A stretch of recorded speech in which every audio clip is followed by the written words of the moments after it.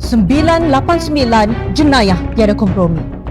Pihak berkuasa telah berjaya menumpaskan sindiket pecah kereta di sekitar Cangkat Lada.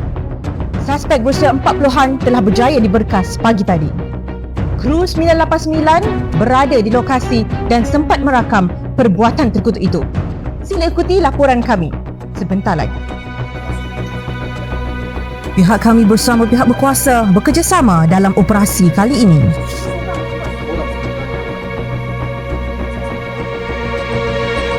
Suspek tidak menyedari aktiviti beliau sedang dirakam pihak kami.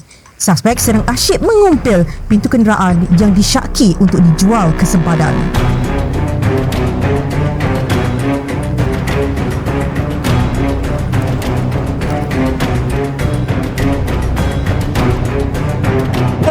Hei! Weh, apa benda pun mana? Mana kau nak pergi ni? Kau benci, ni kata ni? Apa benda pun? Diam! Memang, saya dah patutkan lama dah ni. Memang dah lama bekerja ni. Tak.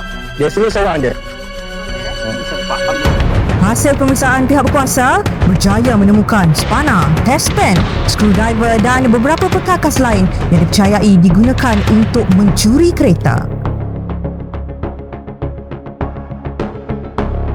Dah berapa lama buat kegiatan ni? Kegiatan apanya? Maksud saya kegiatan curi kereta ni lah. Kegiatan apanya? Aku pengajar dekat Kolej Komuniti Pasir Salak ni.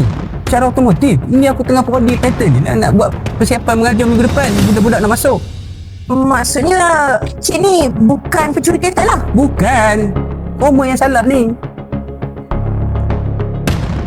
Itu saja laporan kami dari 989. Sekiranya berlaku jenayah atau salah laku di tempat anda, jangan lupa laporkan kepada kami. Saya, Raya Abdul Rahim, melaporkan untuk 989.